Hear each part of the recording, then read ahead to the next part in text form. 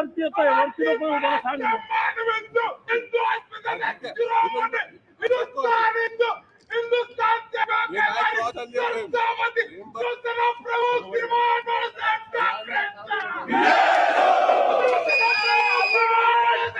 थोडा उशीर झाला कारण हा उत्साह सगळीकडे दिसत आहे.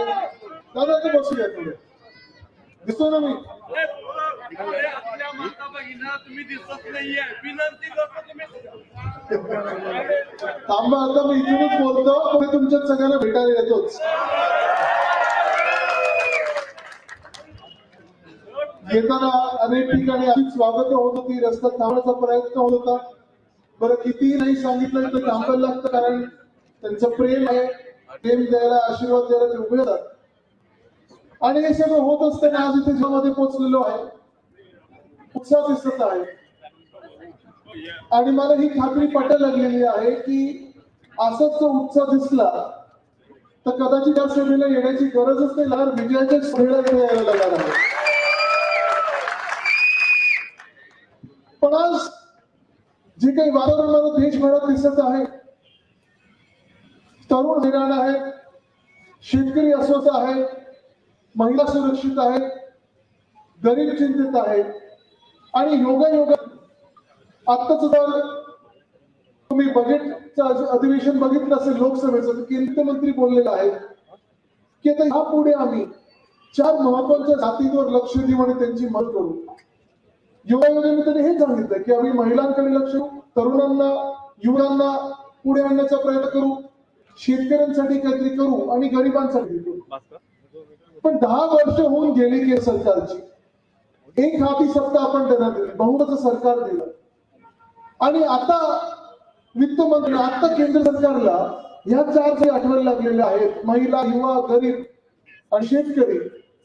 मग मूळ प्रश्न हाच राहतो की या 10 वर्षात ह्या 4 जाती किंवा हे 4 घटक हे दिसले नाहीत का आतापर्यंतच? काय काय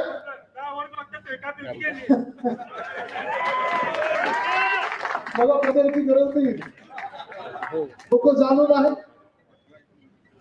पण हे सगळं 10 वर्षानंतर डोळे उघडलेले, 10 वर्षानंतर ह्या 4 घटकांकडे लक्ष देण्याची आता गरज वाटत आहे. की 10 वर्षात नुसतं आपले जे स्वतःचे उद्योगपती मित्र होते, जे सूटबूट सरकार आहे, त्यांची मदत करत आले, त्यांची मदत करत आले, घेतलं की त्याच्या घशात घातलं, घेतलं की त्यांच्या घशात घातलं. आज जेव्हा त्यांना जाणवायला लागलेलं आहे की कुठेतरी देश आणि सरकार त्यांच्या हातातून निसटत आहे, तेव्हा आता आपल्या समोर यायला लागले तर सांगायला लागलेत नाही आता तुम्ही तुमच्याकडे आम्ही बघू.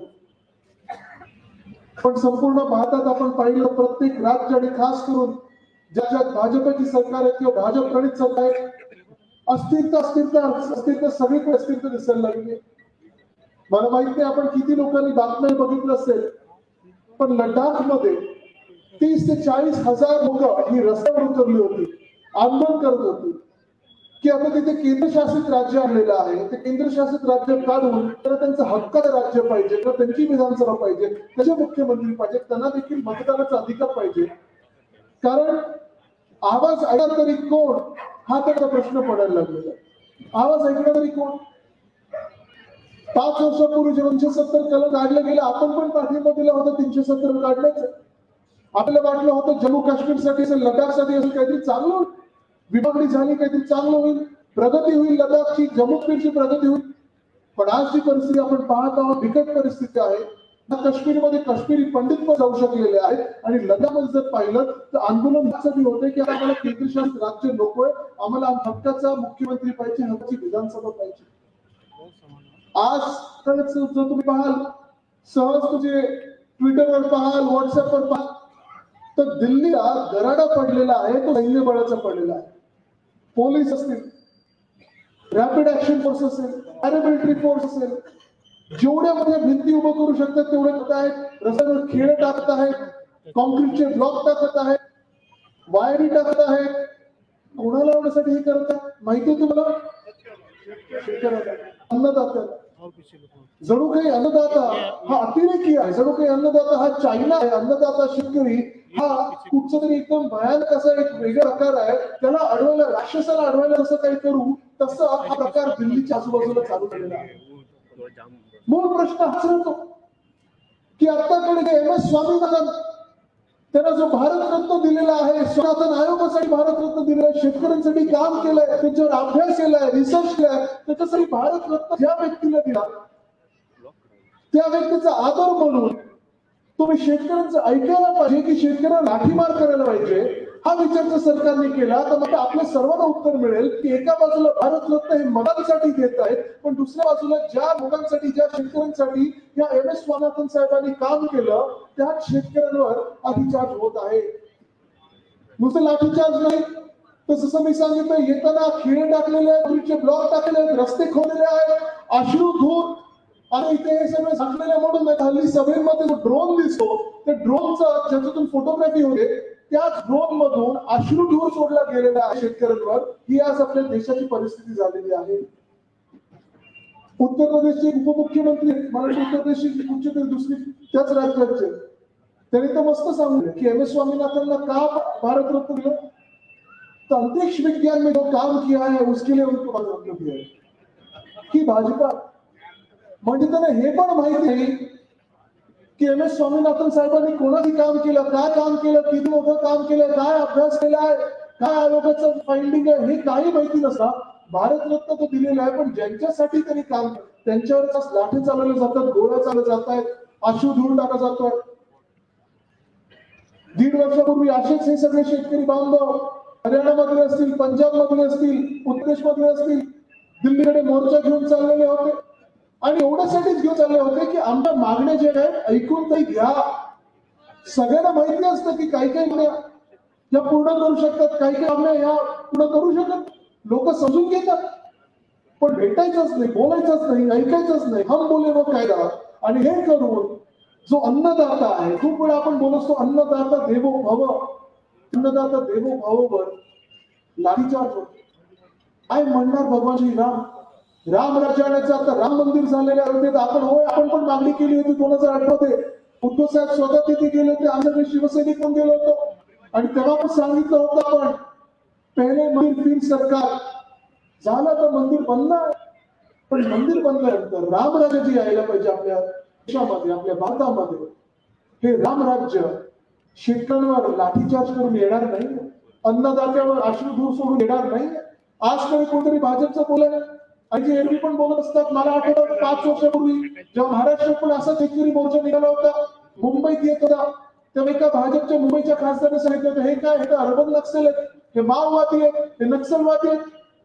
हे सगळं बोलत हो, सोपं असतं कोणाला काही बोलायला की तुम्ही माओवादी आहात, तुम्ही नक्षलवादी आहात, पण शेतकऱ्यांची हालत जी होत आहे ते तिथे तुम्ही जाऊन बघा, बांधावर जाऊन बघा, हे कठीण आहे परिस्थिती, जीवन कठीण आहे.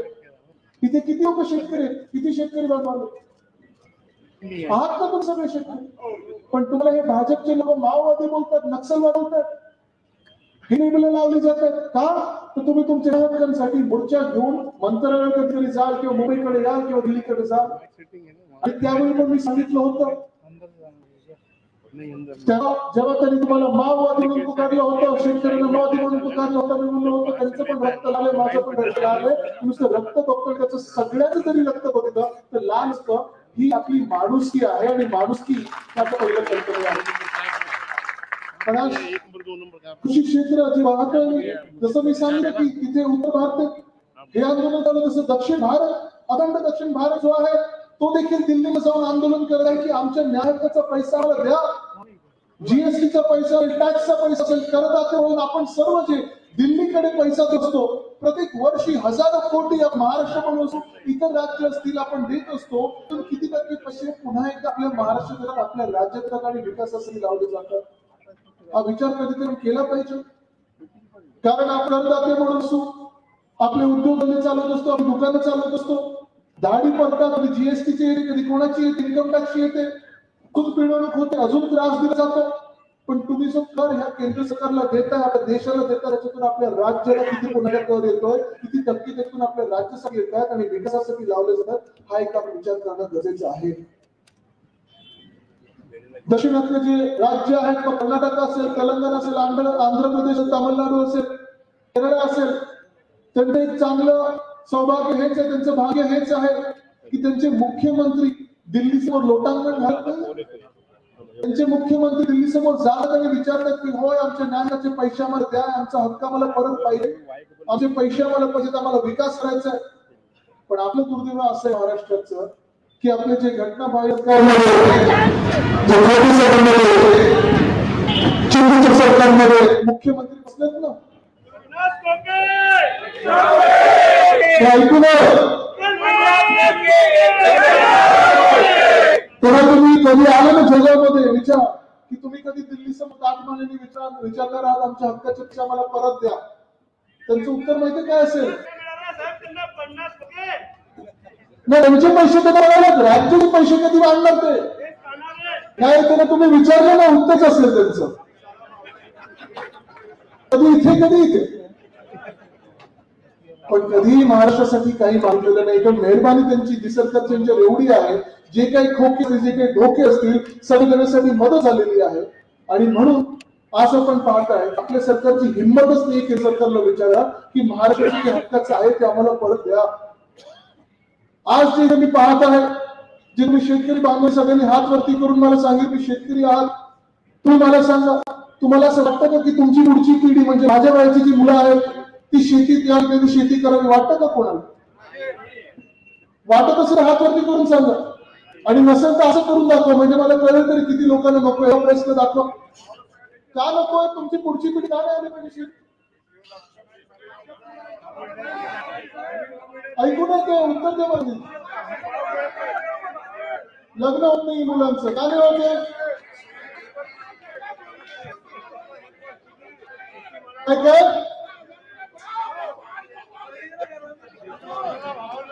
शेतकऱ्याला भाव नाही,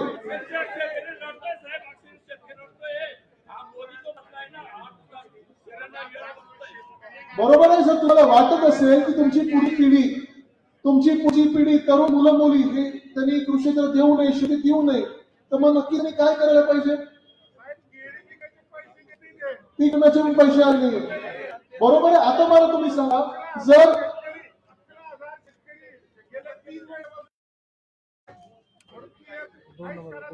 कुटुंबनी येते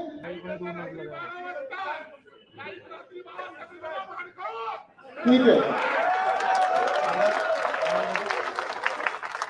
आता तुम्ही मला सांगा, जर तुमची पुढची तुम्हाला शेतकरी बनवायची नसेल तर नक्की तुम्ही काय केलं पाहिजे? साहजिक आहे, शहरांकडे आलं पाहिजे आणि जॉब घेतले पाहिजे, बरोबर आहे. तुम्ही सगळ्या मुलांना शाळेत पाठवले, कॉलेजला पाठवले, शिक्षण घ्यायला लावलं, डिग्री मिळाली.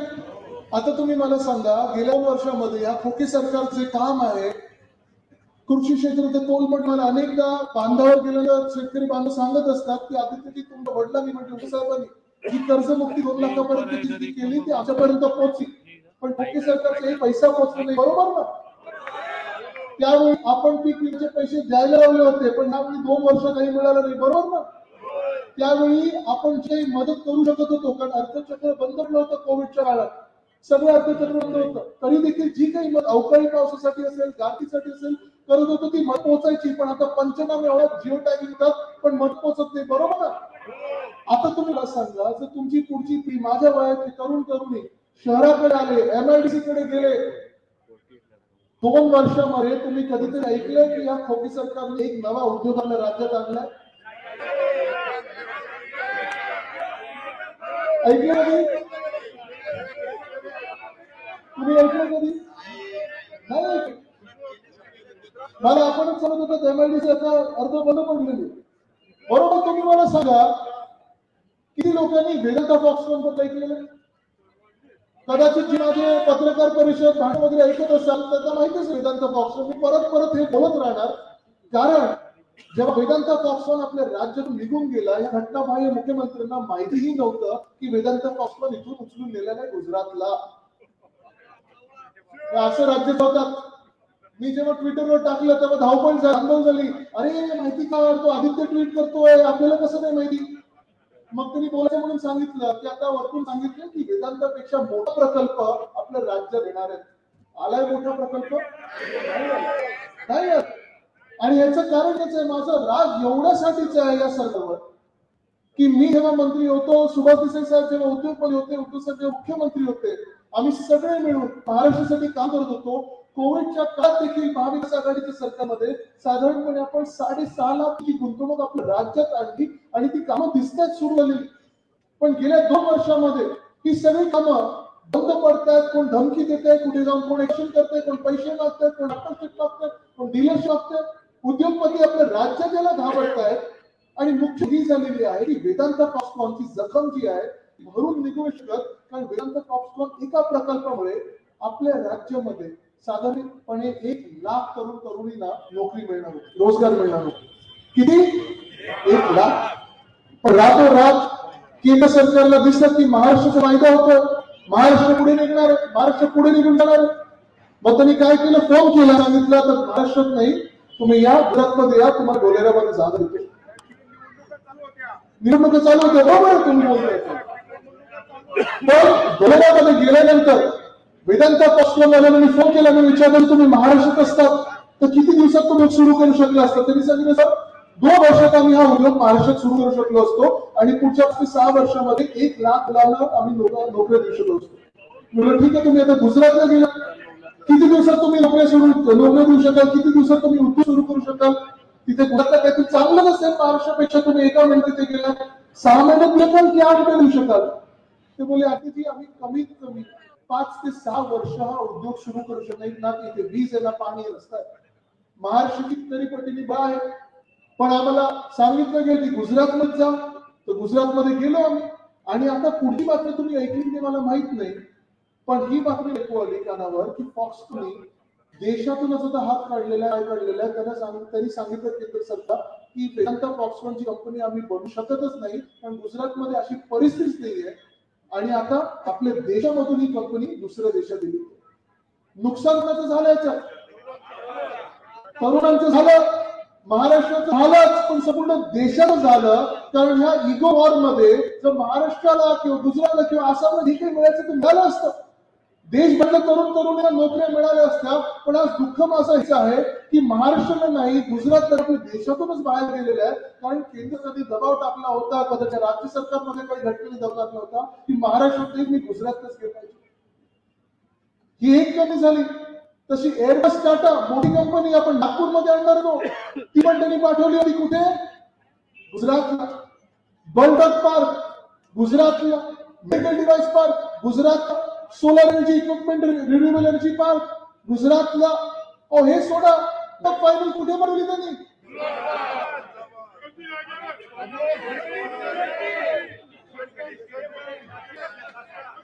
मला तुम्ही सांगा, ही वर्ल्ड कपची फायनल आपल्या वानखेडे स्टेडियम मध्ये झाली, जिंकलो असतो की नाही आपण?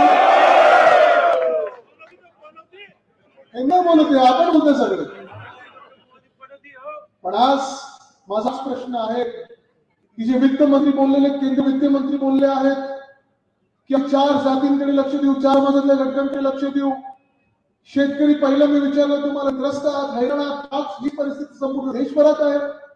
तरुणांना जेव्हा मी विचारतो ते देखील हैराण आहेत, कारण हे जसं प्रायव्हेट इंडस्ट्रीचं झालं तसं दुसरा भाग म्हणजे आपला नोकर भरतीचा खूप मोठा प्रश्न आहे महाराष्ट्रात. लाखो विद्यार्थी प्रत्येक वर्षी UPSC असेल, MPSC असेल, तलाठी भरती असेल, प्रत्येक परीक्षेसाठी वर्षानुवर्ष प्रयत्न करत असतात, अटेंड असतात, अभ्यास करत असतात. पुण्याला जातात, नाशिकला जातात, संभाजीनगर जातात, छत्रपती संभाजीनगरला. आणि हे सगळं केल्यानंतर आपण पाहत असाल जेव्हा पेपरला बसायची वेळ आहे तेव्हा काय होतं? पेपर फुटतो. आणि पेपर फुटल्यानंतर काय होतं? परीक्षा रद्द होते. ते लोकांना पास केलं जातं. आणि हे सगळं किती वर्ष आपण सहन करत राहायचं हा मोठा प्रश्न पडला. आज सगळ्या तरुणांना मी इथे शब्द द्यायला आलो आहे की ह्या 2024 मध्ये आपलं सरकार बनणार म्हणजे बनणारच. आणि बनल्यानंतर आज मला शब्द देतोय की आपण असा कायदा करू जो कोणी पेपर फोडेल त्याला कायदा फोडेल. हा शब्द मी तुम्हाला देत आहे. संपूर्ण देशामध्ये, संपूर्ण भारतामध्ये जो काही कडक कायदा असेल या पेपर फोडीच्या विरोधात, त्याच्यापेक्षा कडक कायदा केल्याशिवाय राहणार नाही, त्याच्यावर कारवाई केल्याशिवाय राहणार नाही. असा शब्द तुम्हाला इथे द्यायला आलेला. पण आज शेतकरी त्रस्त आहेत, युवा त्रस्त आहेत, महिला पाहतात असुरक्षितपणे वाटतात. आणि महिलांचा साधा जर विचार केला तर संपूर्ण देशामध्ये, संपूर्ण महाराष्ट्र असेल जास्तीत जास्त काम करणारे आपले महिलांमध्ये 2 वर्ग आहेत, आशा वर्कर्स आणि अंगणवाडी वर्कर्स. आज देखील आशा वर्कर्स सगळे आंदोलन करत आहेत. त्यांच्या मागण्यांसाठी आंदोलनाला बसले, काही आझाद मैदानावर आहेत, काही ठिकठिकाणी महाराष्ट्रात बसलेले आहेत. पण आश्वासन मिळतंय, कुठेही काही सरकारकडून ते आश्वासन पूर्ण केलं जात नाही. अंगणवाडीच्या सेविका आहेत, त्यांना तर आश्वासन असेल की आम्ही एवढे टक्के वाढवून देऊ, अजून शासन निर्णय झालेला नाही. पण ज्या सरकारमध्ये महिलांचा आदर केला जात नाही, ज्या सरकारमध्ये महिलांना शिवीगाळ केली जाते, असे मंत्री अजूनही टिकवले जातात. ज्या सरकारमध्ये मी पाहत आहे महिलांवर काही भयानक अत्याचार केलेले, आरोप केलेले मंत्री तिथे बसलेले आहेत, त्या सरकारकडून अपेक्षा करायची तरी काय? मुळात ज्या पक्षांनी बिल्किस बानोजीचा रेप झाला, त्यांच्यावर अत्याचार केलेल्या लोकांचा सत्कार केला, हार घातले, निवडणुकीचा प्रचार फिरवलं, त्या पक्षांना आपण अपेक्षा तर काय करायची? होय, आपलं हिंदुत्व स्पष्ट आहे की जो कोणी रेप करेल, जो कोणी अत्याचार करेल, त्या बाईचं, त्या महिलेचं धर्म जात पात न बघता जो कोणी रेप करेल त्याला फासावरच ठेवलं पाहिजे, हे आपलं हिंदुत्व आहे. हे तुम्ही म्हणायचं, पण हे आपलं हिंदुत्व आहे. आणि मग शेवटचा जो घटक येतो, कदाचित तो पहिला घटक असायला पाहिजे, ती पहिली जात असायला पाहिजे. कारण माझ्या आजोबांनी बंद दिवसांवर बाळासाहेब ठाकरेंनी सांगितलेलं आहे की जातीला पोट असतं पण पोटाला जात लावू नका. जो गरीब आहे आपला, जो वंचित आहे, ज्याचा आवाज मंत्रालयापर्यंत पोहोचत नाही, ज्याचा आवाज सरकारपर्यंत पोहोचत नाही किंवा ऐकला जात नाहीये, आज तुम्ही मला सांगा, हे जे चाललेलं होतं 10 वर्षापूर्वी, अच्छे दिन आएंगे, अच्छे दिन आएंगे,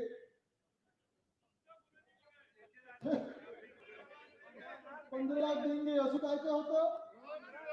बहुत ही महंगाई की मार. महागाई कमी झाली आहे का? कमी झाली की वाढली? गॅसचे काय भाव झाले? 10 वर्षापूर्वी काय होते? सिलेंडर कितीचं झालंय? 20 विजेचं काय? आली तर लाईटीचं झालंय, पेट्रोल, डिझेल. मग मला सांगा, हे सरकार महिलांचं सरकार वाटतंय? हे सरकार शेतकऱ्यांचं सरकार वाटतंय? हे सरकार तरुणांचं सरकार वाटतंय? हे सरकार गरिबांचं सरकार वाटतंय? आणि हे सरकार नुसतं भूतांचं सरकार महाराष्ट्रात बसवलेलं आहे.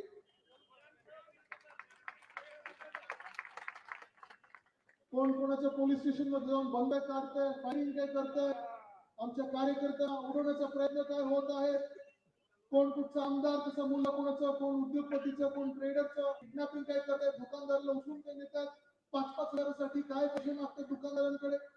हे सरकार जे चोरांचं सरकार बसलेलं आहे, जे हिंदी चोरांचं सरकार बसलेलं आहे, गुंडांचं सरकार बसलं आहे, मंत्रालयामध्ये जाऊन रील करत आहे. तुम्ही विचार करा, हिंमत ही झालेली आहे की गुंडांचं एवढी हिंमत झाली की मंत्रालयामध्ये रील करतात.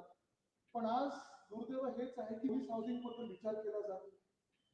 हेच गुंड पोलीस स्टेशन मध्ये फायरिंग करतात, पण बदली पोस्टिंगसाठी पोलिसांसाठी मंत्री या बाहेर सरकारमध्ये पैसे मागत आहेत.